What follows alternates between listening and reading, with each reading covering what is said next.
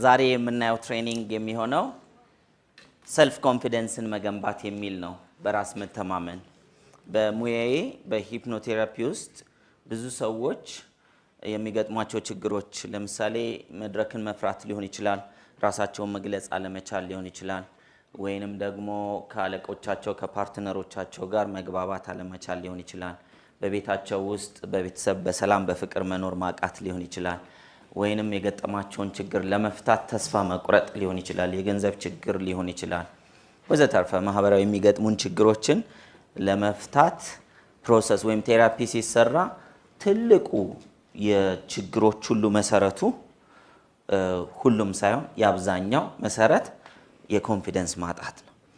ኢትዮጵያውያን ደግሞ ይመስለኛል የደም አይነታችን ራሱ ላክ ኦፍ ኮንፊደንስ ነው። ለዚህ ደግሞ ትልቁ መገለጫ እኔ ነኝ። እኔ ኤሌመንተሪ ሃይ ስኩል እያለሁኝ እጅግ በጣም ፈሪ ከሚባሉ ተማሪዎች መካከል አንዱ ነበርኩ። እጅግ በጣም ፈሪ፣ በጭራሽ ሰዎች ማነጋገር ማልችል፣ ራሴን መግለጽ ማልችል። ይገርማል ብቻ ኮምፕሊትሊ ትራንስፎርሜሽን። እንግዲህ አንድ ቀን አብረውኝ ኤሌመንተሪ ሃይ ስኩል የተማሩትን ተማሪዎች የኔን እኩዮች እዚህ ጋር መጣላችሁና እንደው ነፃነት ዘነበ ምን ማለት ነው? ይሄኛውን አያምኑት። የሆነ ክሎን የተደረገ ነው እንጂ በጭራሽ እኛ የምናውቀው ያኛው ነፃነት ዘነበ ነው ብለው አያምኑም። ለምን? የሰው ልጅ ምን ማድረግ ይችላል? መለወጥ ይችላል። ራሳችሁ መለወጥ ትችላላችሁ። እስከዛሬ ድረስ ነኝ ብላችሁ ያስቀመጣችሁት አለ አይደለ? እኔ ያልረባም ሊሆን ይችላል፣ እኔ ሰው አይሆንልኝም ሊሆን ይችላል፣ እኔ ራሴን መግለጽ አልችልም፣ እኔ እንደሌሎች እድለኛ አይደለሁም፣ እኔ ለመከራ ነው የተፈጠርኩት፣ እኔም ብዙ ውጤት አላመጣም፣ እኔ ዝም ብዬ ነገሮች ብሞክርም ይጠሙብኛል። እነዚህን ስጠቅስ አይኖ ወይ ሁሉም አሉባችሁ። ልቀንስ አሰብኩና አብዛኛው ሰው ላይ ይሄ ነገር አለ። ኦኬ ሁሉም ባይሆን አንዱ ሁለቱ ሶስቱ አይደለ ከጠቀስኳቸው መካከል እና ደግሞ ስናወራቸው ቀላል ይመስላሉ እንጂ ለህይወት ይሄ ተደብቆ መኖር ታውቃላችሁ። እየፈለጉ ማጣት ለማሳካት ከውስጥ ፍላጎት አለ፣ ነገር ግን የሚገድበን ነገር አለ። ስለዚህ የሚገድበን ነገር ደግሞ ሲራዘም አብሮን ሲቆይ ምን ይሆናል? እውነት መስሎን ቁጭ በቃ እኔ እንዲህ ነኝ ብላችሁ የደመደማችሁት ነገር አለ አይደል? ትንሽ የሆነ የማይረባ የማይጠቅም መውደቅ የሆነ ስኬት ያልሆነ ብቻ ወር ደግሞ ብዙም ጠቃሚ ያልሆነ እኔ እንዲህ ነኝ ብላችሁ የደመደማችሁት ነገር ካለ እንደዛ አይደላችሁ። ለምን? የሰራችሁ እንደዛ ስላልሆነ እስከዛሬ ድረስ እንዲህ ነኝ ያልነው እስከዛሬ ድረስ ባለን ዕውቀት ባለን ፕሮግራሚንግ ባለን እምነት ባለን አካባቢ ባለን የትምህርት ደረጃ ባለን ወዘተርፈ ከዚህ በፊት በሰራናቸው ባየናቸው ልምድ ባደረግናቸው ነገሮች እኔ እንዲህ ነኝ ብለን ወስነናል። ዛሬ እኔ ልነግራችሁ የመጣሁት ያኛው ነፃነት ዘነበ ከሰው ፊት ቆሞ መናገር እጅግ በጣም የሚፈራው ሰው ፊት ተውት የማይታሰብ ነገር ነው። በህይወቴ እኔ አካውንቲንግ ተምሬ አካውንቲንግን ስራ ስቀጠርበት ለምን እንደምወደው ታውቃላችሁ? ከሰው ጋር አገናኝ። ኮምፒውተር ላይ ቁጭ ትላላችሁ፣ ብዙ ደረሰኞች ይመጣሉ፣ እነሱን ትመዘግባላችሁ፣ ባላንስ ይደረጋል፣ ባላንስ ታደርጋላችሁ፣ ሪፖርቲንግ ትሰራላችሁ። ውይ ደስ ሲል ከአንድ ሰው ጋር ማልገናኝበት ስራ መድረክ ያው እንግዲህ ክላስሜቶቼ ውስጥ 50 60 ብንሆን ነው ለ50 ለ60 ሰው ለመናገር በጭራሽ እና አስታውሳለሁ። ወጥቼ ተናግሬ ስወርድ አስታውሳለሁ። ምን ልበል ምን አልበል ግን ምንም አላስታውስም። ያን የተሰጠኝን ሳምንት ይሁን 15 ቀን ወር አላስታውስም። ሁሉ የቤት ስራ ይሱ ነበር። ምን ማድረግ ማወቅ አይደል ማነብነብ።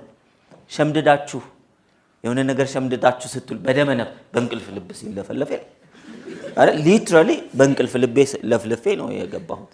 ተሳስቼ ይሁን ምን ይሁን ብቻ አውርቼ ገባሁ ሁለተኛ።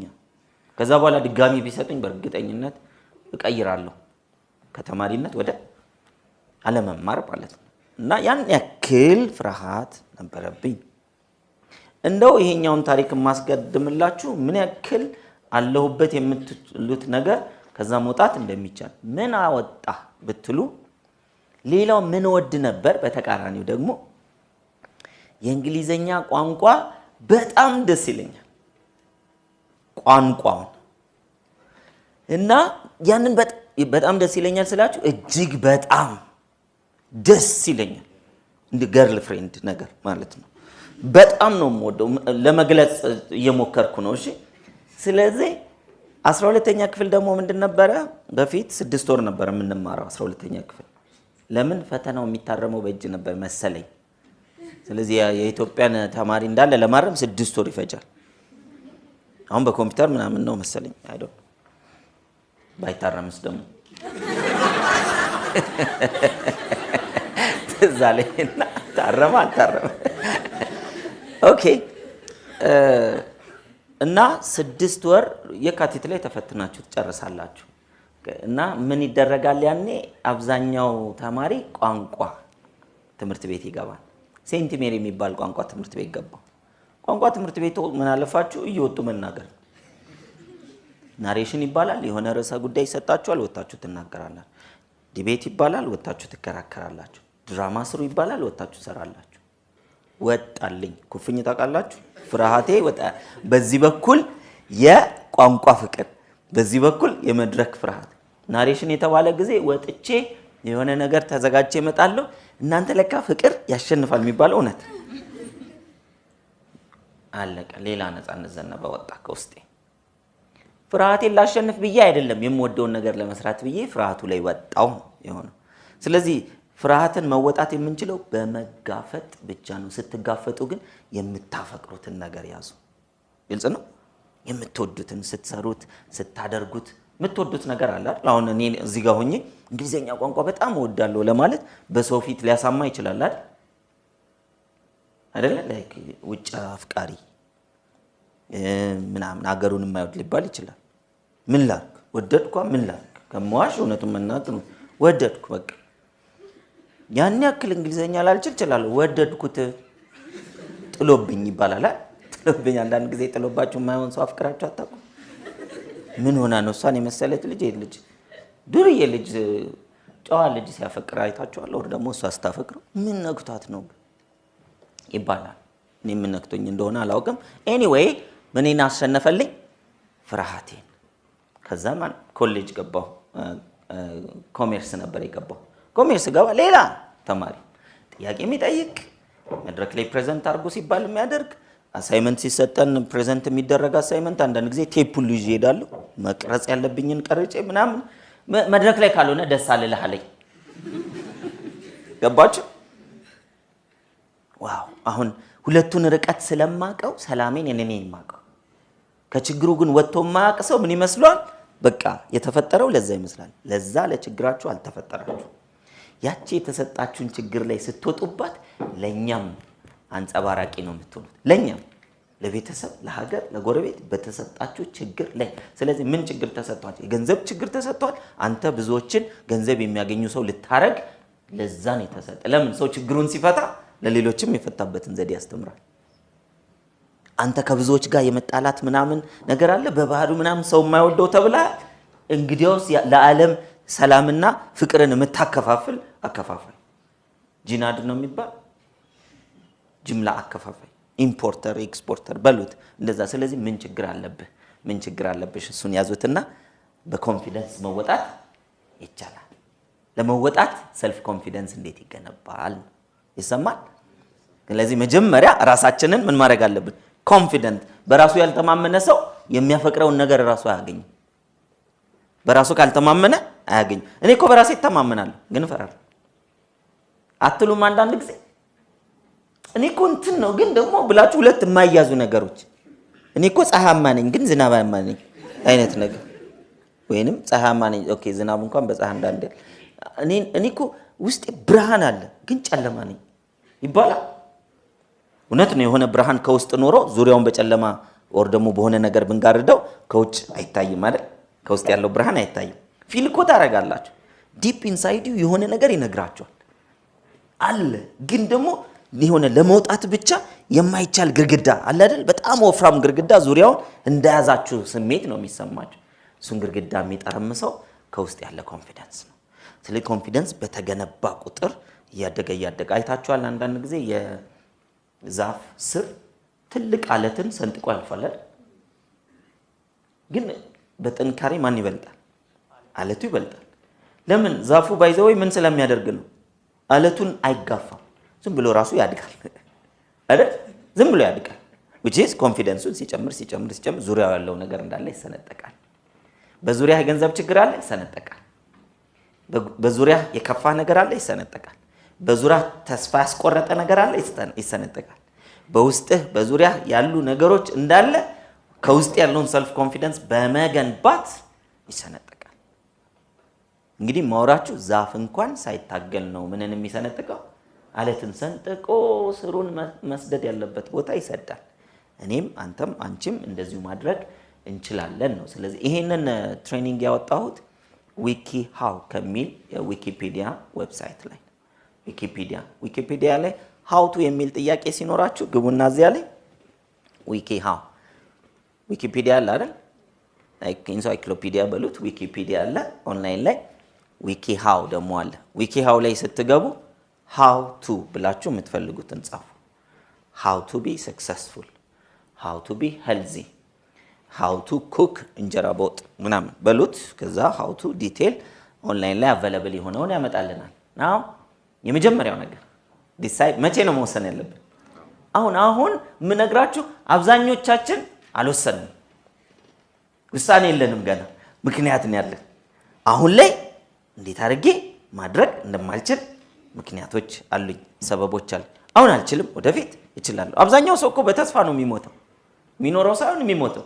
አሁን ገና ወጣት ነኝ፣ ችግር የለም፣ ወደፊት ሰራዋል፣ ሳድግ ይላል። እስቲ ያላደጋችሁ ሰዎች ሳድግ ያላደጋችሁ ያላደገ የሚባለው ከ18 ዓመት በታች ነው። እሱም 18 ዓመት ሙሉ አድጓል። 17 ቆን 17 ዓመት ሙሉ አድጓል። ስለዚህ ያላደገ የሚባል ነገር አድጌያለሁ፣ ይሄን ያክል አድጌያለሁ። በእድሜ ይቆጠራል ብዙ ጊዜ። እድሜ ግን ምን ካልገባበት እውቀት ካልገባበት ባዶ ነው አይደል?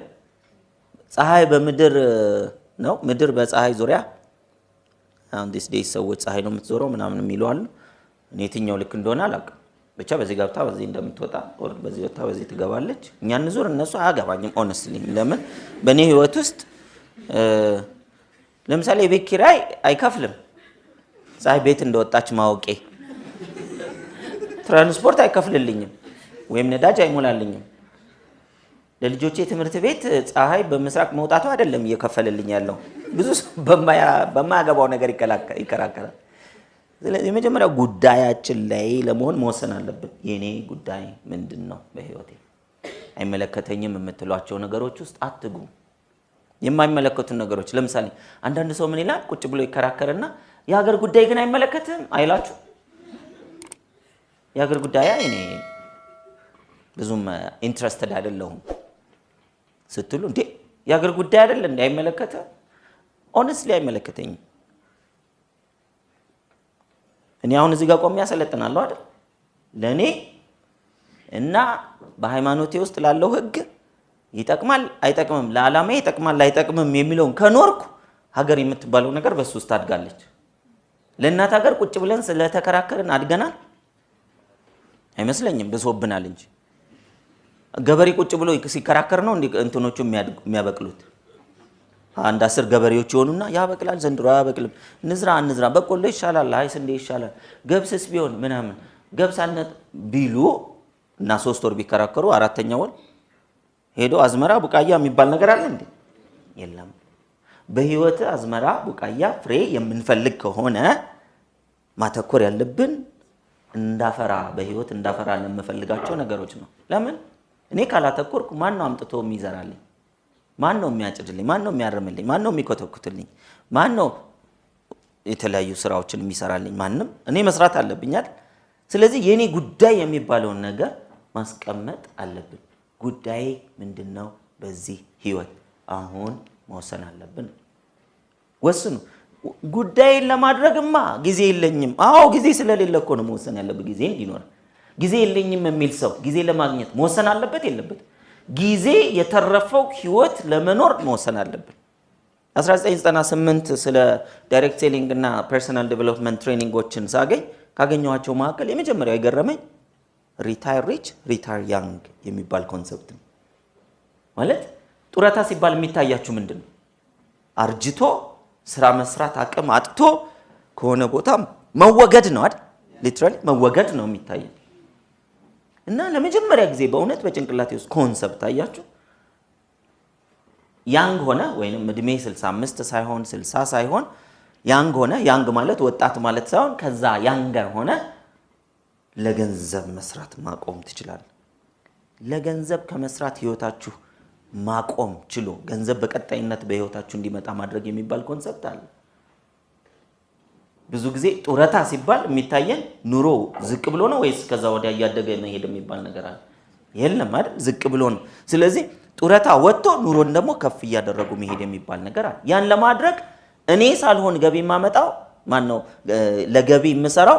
እኔ የምንገነባቸው ሲስተሞች፣ ስርዓቶች፣ ኢንቨስትመንቶች ከፍተኛ እና ቀጣይነት ያለው ገቢ እንዲያመጡ የኔ ፕሬዘንስ ኖረም አልኖረም። ይሄ ምን ይባላል?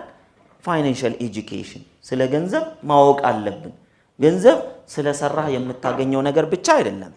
የሚሰራ ነገር ስለሰራ ያ የሚሰራው ነገር ሲሰራው ገንዘብ ታገኛለህ። አንተ መስራት አቁመህ ይቻላል ወይ? አዎ። ለምሳሌ ይሄ የኃይሌ ቢልዲንግ ነው አይደል? ኃይሌ እዚህ ህንፃ መጣም አልመጣ ይሄ ህንፃ ገቢ ጀነሬት ያደርጋል አያደርግም? ያደርጋል። በራሱ እኮ ብቻውን አይደለም የሚያደርገው። ህንፃውና የማኔጅመንት ሲስተሙ ሲስተሙና ማኔጅመንቱን ኮንትሮል የሚያደርገው የኦዲት ሲስተም አለ አይደል? በአመት አንድ ጊዜ ሪፖርት ካየ ይበቃዋል። እኔና እናንተም ገንዘብ ስላለን አይደለም ቢዝነስ መስራት የምንችለው። ምን ስናደርግ ነው? ስንወስን ነው መጀመሪያ። ለምን ዛሬ ወስኖ ሰው ዛሬ ያገኛል እንዴ? አያገኝም እኮ። ዛሬ እኮ አይደለም እናገኘው። ዛሬ ግን ሲወስን አንድ ሰው እንደዚህ አይነት አኗኗር እየኖረ ከነበረ ይህ አኗኗር ደግሞ ቁልቁል ከሆነ ወይም ባለበት እርገጥ ከሆነ ዛሬ ምን ይወስናል? አቅጣጫውን ይቀይራል። ከዛሬ ጀምሮ ሲስተም ገንብቼ 10 ዓመት ይፍጅ፣ 6 ዓመት ይፍጅ፣ 15 ዓመት ይፍጅ፣ 20 ዓመት ይፍጅ፣ ከ20 ዓመት በኋላ ከ10 ዓመት በኋላ ከ15 ዓመት በኋላ እየገነባውን ገንዘብ እያገኘው ገንብቼ ስጨርስ ደግሞ ባቋርጥም ባቋርጥ ለሚለው ፈልጎ ብቻ አይደለም፣ ሳንፈልግ ማቋረጥ ይኖራል እኮ አይደለም? ሳንፈልግ ማቋረጥ ይኖራል። በጤና ችግር ምክንያት፣ በሞት ምክንያት፣ በአቅም ማነስ ምክንያት፣ በተለያዩ ምክንያቶች የሰው ልጅ እየሰራ የነበረ ሰው መስራት የሚያቆማል። በተለይ በጤና ምክንያት። እኔ አልታመምም ብላችሁ አታስቡ። መቼ በሽታ እንደሚመጣ አይታወቅም። መከላከል ይቻላል። እየተከላከልን እንኖራለን። ዓለም የሚታመም ከሆነ እኛም አንድ ቀን እንታመማለን። እንዳንታመም እናስባለን። ያ ብቻ አይደለም። እኔ በህይወት በማልኖር ጊዜ የኔ የምላቸው ሰዎች የሆነን ሲስተም ገቢ እያገኙ እነሱም በገቢው እየተጠቀሙ እንዲቀጥሉ ማሰብም ደግሞ ያስፈልጋል አይደል? ከራስ በላይ ማሰብ ያስፈልጋል ለሌሎች መትረፍ። ለዛ ግን ከምን ይጀምራል? አሁን ውሳኔ ዲሳይድ ነው። አሁን ወስኑ። ከዛሬ ጀምሮ ህይወቴን ለመለወጥ እታገላለሁ። በነገራችን ላይ ለመለወጥ እታገላለሁ። መስራት አይቀር፣ ማሳቢያ አይቀር፣ መልፋቴ አይቀር፣ ከሆነ አይቀር ባለበት እርገጥ ከሚሆን ለምን ይሻላል?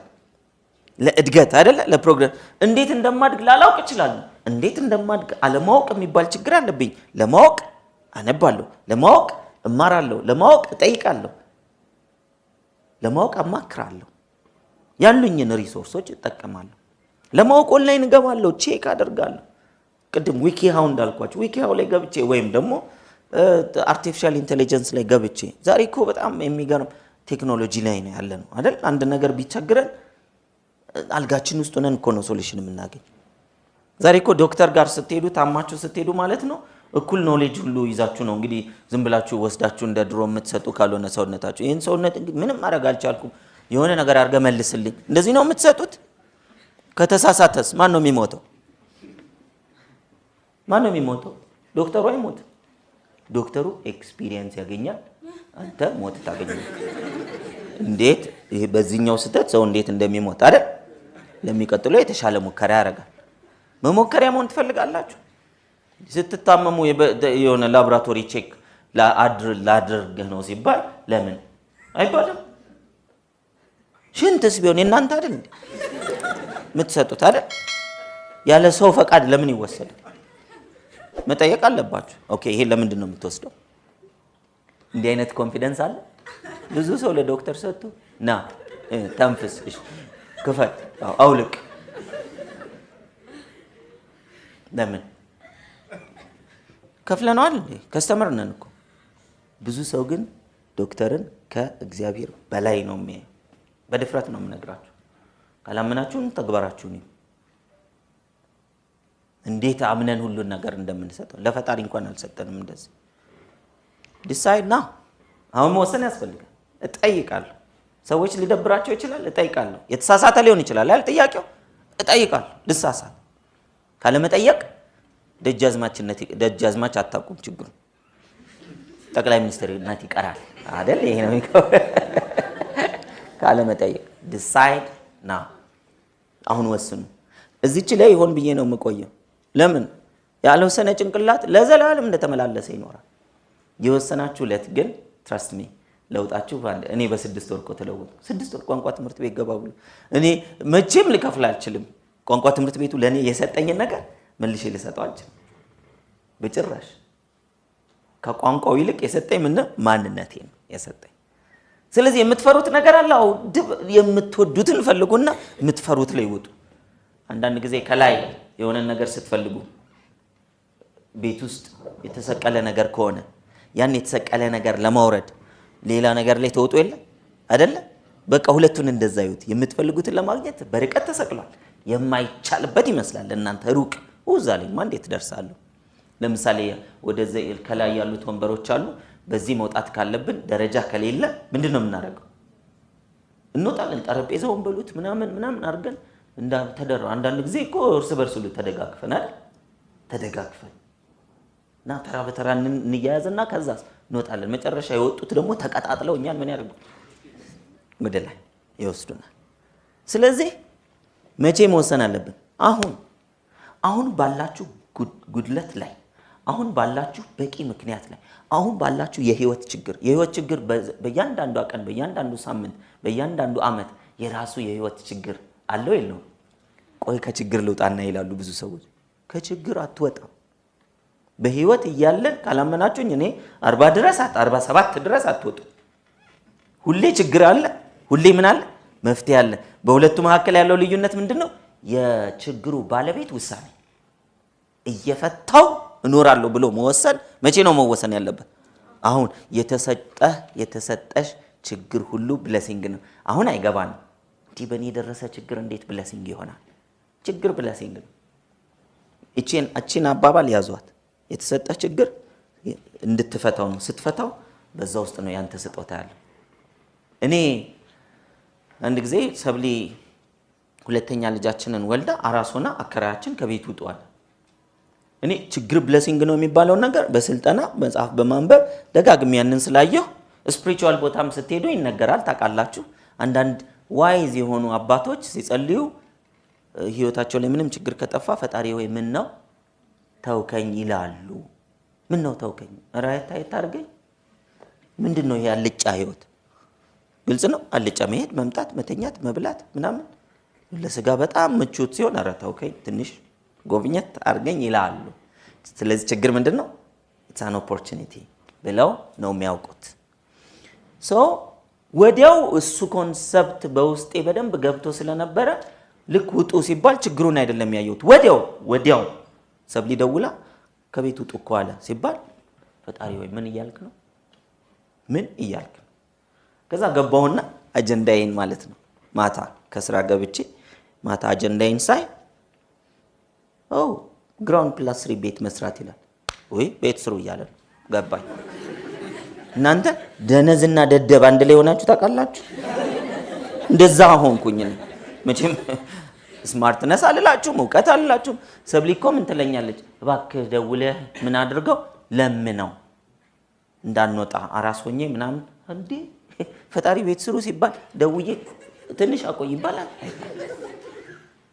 ደደብና ደነዝ at the same time ሆንኩ በዛ ሰዓት። ከዛ ምን እንዳረኩ ታውቃላችሁ? 22 ወደ ውስጥ ገባ ብሎ ያለ መስጊዱ አካባቢ ያለ ሰፈር ነበረ። ከመስጊዱ ጀርባ እዛ ጋር ነበረ ተከራይተን የነበረው። ከዛ ወደ ሰሚት ሄድንና ተከራየን። እዛ ተከራይተን የገባን ቀን ዕቃ አስገብተን ልክ ጨርሰን መኝታ ቤት መስታወት ላይ 365 ቦክሶች ሰራው። ቦክስ 365 ያንዳንዱ ላይ ጻፍኩበት 365 ከላይ ወደ ታች 64 63 62 እያልኩ እስከ 0 ድረስ ለጠፍኩኝ። ጠዋት ስንነሳ ስክሪፕቱ አምጥቼ 365ቱን አጥፍቼ ያው መስታወት ላይ ወይ ልብስ ለመልበስ ጸጉር ለማበጠር ምናምን እንሆናለን አይደል? ለሞመንት እንደዛ ስል 365ን ሰርዤ ግራውንድ ፕላስ 3 ቤታችን ለመግባት 364 ቀን ቀረ። ደደብ ደነዝና ዶማ መሆን። ስለዚህ አሁን ከስማርትነስ እንድትወርዱ መቼም አሁን ምን እላችሁ እሺ እንደው ምን ታይቶ ነው ብትሉኝ ሰውየው አባሮኝ ካልሆነ በስተቀር ባንክ ውስጥ 5000 ብር አለ በብዙ አመት ሴቪንግ የደረስንበት። በቃ ጾታዬ ያው ነው፣ ዕውቀቴ ያው ዲፕሎማ ነው፣ የማውቀው ሰው ያው እንደኔ ደሃ ናቸው። ምንም ተጨማሪ ተስፋ ያገኘሁት የለም። እሱን ግን ጻፍኩ። እንደዚህ እያለ ነው ካለሱ ይችላል። ብዙ ሰው ፈጣሪ አይረባም እያለኝ ነው የሚለውን በደንብ በብቃት ገስዋት ብላለሁ። አትረባም እንደውም አከፋፋይ ትሆናል ያለ መርባት ማለት ነው። ከዛ እንደዚህ ያልኩኝ ሰረስኩኝ። ሁለተኛው ወር ላይ ወንድሜ ደውለው 96 ዓመተ ምህረት ላይ በፊት በማህበር ቤት ይባልና 12 ትሆኑና ቦታ ትመራላችሁ እና 12 ሆና 96 ዓመተ ምህረት እንግዲህ ይሄንን ማረገው 2000 መጀመሪያዎቹ አካባቢ ነው። 96 ላይ ግን ቦታ ተመርተናል። ቦታ ስንመራ ለ12 ተብሎ ቦታ ተሰጥቶን የመስራት አቅም የለንም። ሁላችን ድንገት ነው የተሰባሰብነው እና ቦታው መጥቶብን ነው የሚባለው። መጥቶብን በጭራሽ ዞር ብለን አላየነውም። እንደዚህ እንኳን እያልኩ አላስታወስኩትም። ከዛ at the same time ደግሞ ወንድሜም ቦታ ተመርተው ነበር እንደዚህ። እነሱ ደግሞ በማህበር መሰረት አውጥተው ጨርሷል። አሁን ግንባታ ጀምሮ የሚባል ነገር ሲባል ደውሎልኝ ከዚህ በኋላ አንሰራበትም፣ መሰረት ያወጣነው ለግራውንድ ፕላስ 3 ነው እና ከፈለጋችሁ ስሩበት ሲል 2 ወር ሆኖታል መሰረት ከጀመርኩ። ሄጄ እዛች ሰዓት ቤታችን መሰረቱ አለቀ። ደደብ ደነዝ ዶማ ሞኝ። አሁን አንዳንድ ሰው ጭንቅላታችሁ ምን ብሎ ያስባል? አንተ አልሰራሁም። who cares? I don't care። ዛሬ አሁን አንቺ የምታልሚው ድሪም ሃውስ አንድ ሰው መጥቶ ቢሰጥሽ ካልሰራሁት ዘራፍ ትያለሽ። ጻፍ። የሚገርማችሁ ልክ ሲሰጠን ገቢያችን 10,000 ምናምን አካባቢ ነበረ። በ2 ወር ውስጥ 60,000 ብር ሆነ። በ5 ወር ውስጥ ከ100,000 ብር በላይ ሆነ። ቤቱን ስንሰራ ቤተሰብ ደም የለውም ይባላል። ደም እያለን ትንፋሽ እያለን ስራችን ላይ ሳንጨናነቅ የሰብሊ ወንድም ኮንትራክተር ነው፣ እሱን አሳይን አድርገን ብር አስገቡ ሲል ብቻ ወደ ባንክ እያስገባን በወር አንድ ጊዜ እንደ ቫኬሽን ነው የምንሄደው ቤቱን ለማየት እየተደረሰ። ልክ ልጅ እንዴት ነው ጎሽ ጎሽ አድጋል ይባላል። ካሜራዬን ይዤ ሄጄ ቀርጬ ተመልሼ እመጣለሁ። በወር አንድ ቀን ነው የሄድኩት። ሲሚንቶ ይገዛ አሸዋ ይገዛ ምናምን። ሲያልቅም እንደዚሁ እንዳልኳችሁ ነው። ሲያልቅ 365 ነው አይደል? 365ቱ ተሰርዞ ቤቱ አላለቀም። ቤቱ ያለቀው በ700 ቀን አካባቢ ነው which is በአመት ከ10 ወር ምናምን። የከፋኝ ይመስላችኋል? 365 ብዬ በ700 ይሆናል እንዴ? እኔ እኮ የጠየቁት ቤት ነው እንጂ ቀን አይደለም። ቀኑ ይፍጠን ይዘግይ ዋናው ምኑ ይገኝ ውጤቱ ይገኝ። አንዳንድ ሰው አንድ ቀን ሲዘገይ የሚፈራል። ስለዚህ ምን ሁኑ? ሞኝ ደደብ ደነዝ የማይገባው ሁኑ። አሁን ብልጥነትን ከተዋችሁ ባይዘው ወይ ሰክሰስፉል ትሆናላችሁ። ብልጦናችሁ እኮ ነው። እንዴት መሰለን የማይሳካልኝ ለምሳሌ አሁን ፋዘርም ዝምተኛ ማዘርም ዝምተኛ ነው። እኛ ቤት በጣም ሼመኞች ነው። ስለዚህ እኔ የሼም ሲኒየር ነኝ በዚህ እንዴ። ስለዚህ ዝምተኝነት ያመጣብህን ጉዳት ካየህ፣ ማጣት ያመጣብህን ጉዳት ካየህ፣ ሰውን መፍራት ያመጣብህን ጉዳት ካየህ ከሱ ለመውጣት አንተ እኮ ነህ መነሳት ያለብህ አይደል? በማመዛዘናችን አይደል አይቻልም ያለው። ማመዛዘናችሁን አውልቁና ጣሉ እኮ ነው እያልኳችሁ ያለሁት። ከባድ ነገር አይደለም እየነገርኳችሁ ያለው። ወረድ በል ሲባል አይ አንወርድ ያለ መረጃ ከፍተኛ ነው አይደል? እንደማልችል ያለኝ መረጃ ከፍተኛ ነው። አንዳንድ ሰው ትንሽ ከእንትን ያወጣውና ወደ ሲኒየር ያመጣዋል። እኛ ቤተሰብ ላይ ብዙ ከድሮ ጀምሮ የእርግማን አለ። ነፍሱን ይማረው አባቴ ብዙ ጊዜ እንደዛ ይል ነበር። እርግማን እንዳለ አወቅካው። ካወቅ ታዲያ ፈጣሪ ካንተ ዘንድ አለ አይደል? ወደ ምርቃት አትቀይረው። አይ እርግማኑን እናራዝማለን ማለት ነው አይደል? ለልጆቻችን ይኸው ስለተረገመን ተጠንቅቃችሁ እየተረገማችሁ ኑሩ ማለት ነው አይደል? ኖ I will break that curse ነው የሚባለው እርግማኑን እኔ እሰብራለሁ። ምን በማድረግ አቅም ኖሮን እኮ አይደለም አውቄዋለሁ። ስለዚህ ከፈጣሪ ጋር መጣበቅ አይደል? እርግማንም ካለ ያንን ለማድረግ እኮ ውሳኔ ብቻ ነው የሚያስፈልገው። የኛ እኮ ፈቃድ እኮ ነው አይደል የሚፈልገው ፈጣሪ ለሷ ሊያረግ ለሷ ላያረግ የተዘጋጀ ይመስላችኋል? ለሁሉም ሰላም፣ ፍቅር፣ ጤና፣ መትረፍረፍ አስቀምጧል። ሄዶ መውሰድ ግን የማን ድርሻ? ብፌ ሰርግ ላይ ብፌ ይደረደራል። ከዛ ላይ መርጦ ማንሳት የማን ኃላፊነት? እኛ ጋር እንኳን መርጦ የሚባል የለም። በመደዳ ነው ሰው የሚያነሳ የሚበላውንም የማይበላውን። ምን አለ እንደ ሰርግ ቤት ብታነሱ። በህይወት ላይ ሰው እንደ ሰርግ ቤት አነሳ።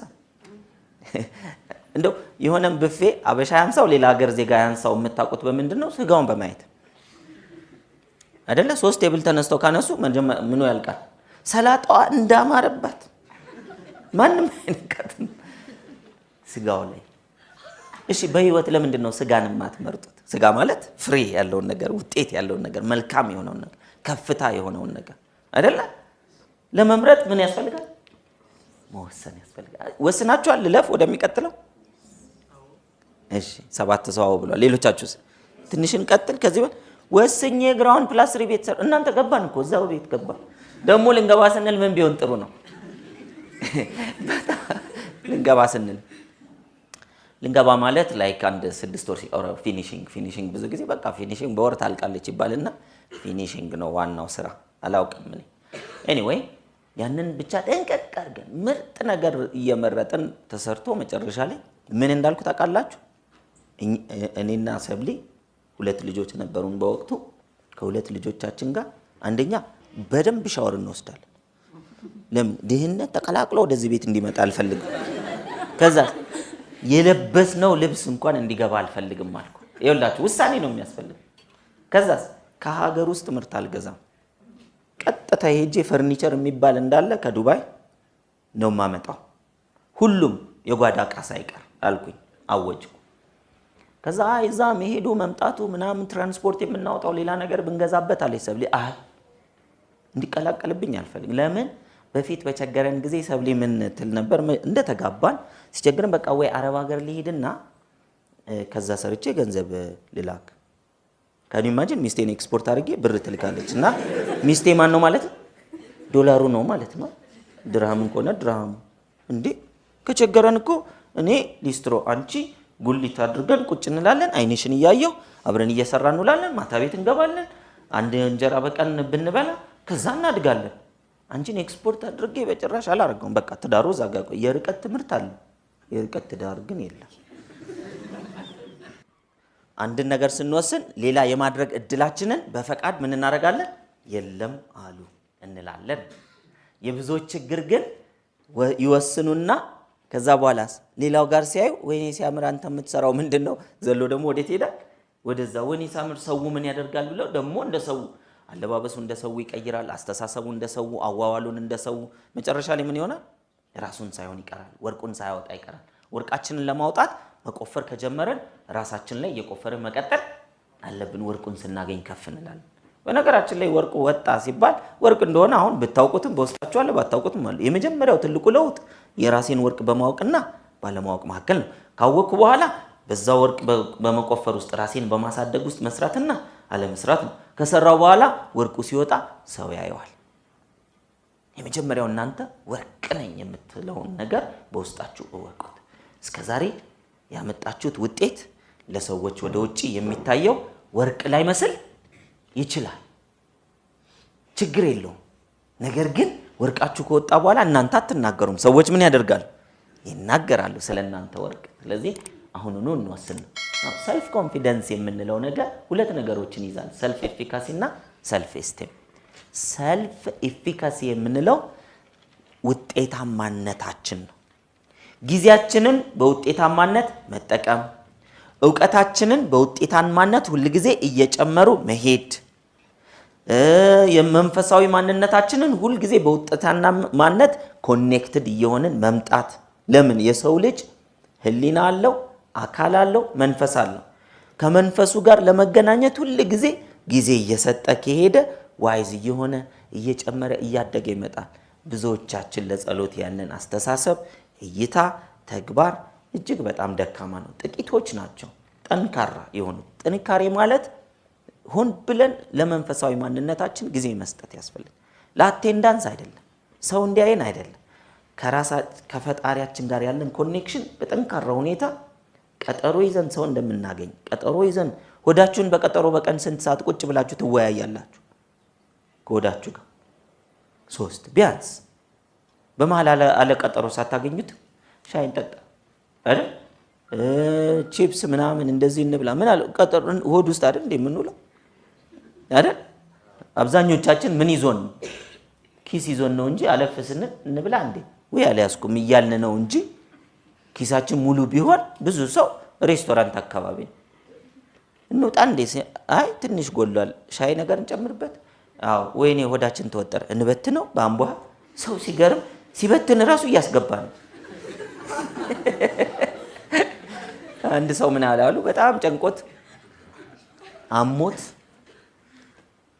እና በጣም ያመመው ሆዱን እየተረበሸ እያላበው እና ለምን እጅን ጣትን ከታታውጣውም ሲሉት የጣት ቦታማ ካለ አንድ ሙዝ ጨምርበት እና ያ ሰው ሲባል እናንተ እና እኔን ራሳችን አናስበ እኛ እኮ ነን ማለት ሲያመንም ወዲያው ለመታከም ለምሳሌ ሆዳችሁን ሲዘጋችሁ ደስ ነው የሚላችሁ ምንም ሳያማችሁ አፒታይታችሁ በቃ መብላት አልተሰማችሁም አልደከማችሁም ምን ይሰማችኋል? ያኔ ጎሽ ዘጋኝ ነው የምትሉ አይባልም። ምን አለበት የምንበላበትን ሰዓት ወደ ስራ መንቀየር ካልደከመን ካላመመን መዝጋት ብቻ ከሆነ ስራበት በዚህ ሰዓት እኮ የሚል ትእዛዝ ነው። እኛ ግን 6 ሰዓት ላይ ምን እንፈልጋለን?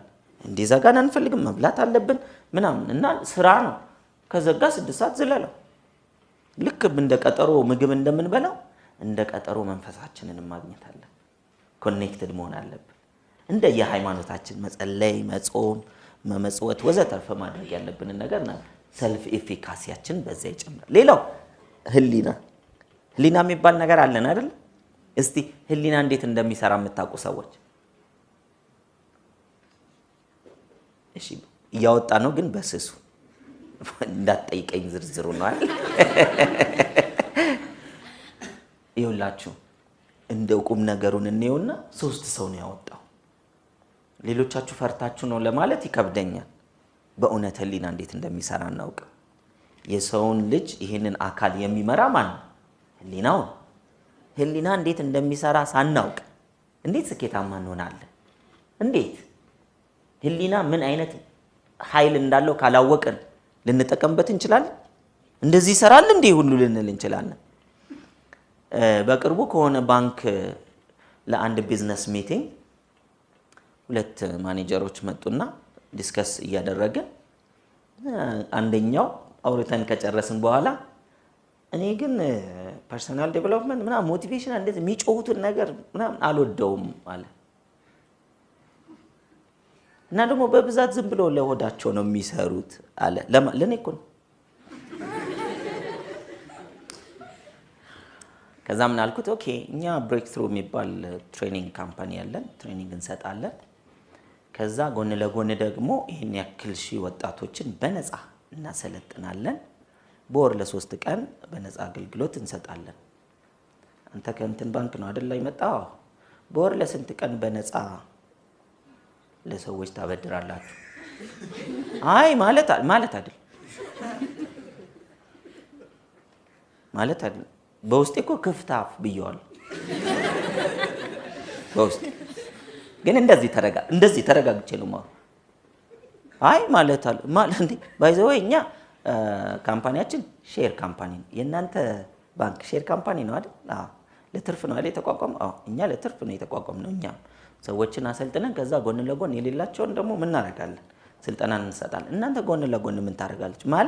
ማለት አይደለም። አየህ አልኩት። ይሄ ራሱ አሁን እንደዚህ የምትለው ምክንያቱ ህሊና እንዴት እንደሚሰራ ስለማታውቅ። ህሊና እንዴት እንደሚሰራ ስለማታውቅ ከዛ ሁሉ ጊዜ መቼም በሙያችሁ ከሆነ ሰው ማዳመጥ አለበት አይደል? አንተ ምንድነው ሙያ አልኩት ኢኮኖሚስት። ኦኬ እኔ ሂፕኖቴራፒስት ነኝ ማለት ልክ እጅ ምናምን ወለም ቢለ የት ሄዳል? ኢኮኖሚስት ስለሆንክ ራስ ትገጥመዋለህ አልኩት። አትገጥመውም። የት ሄዳል? ወጌሻ የሰፈር ወጌሻ ወይዘሮ እገሊት ጋር ትሄዳለህ አይደል? ያልተማሩ ቢሆንም የግድ ለምን እጅ መገጠም አለበት? ሄዳ ይገጥሙታል አይገጥሙትም? ይገጥሙታል። እኔ ደግሞ ተምሬያለሁ።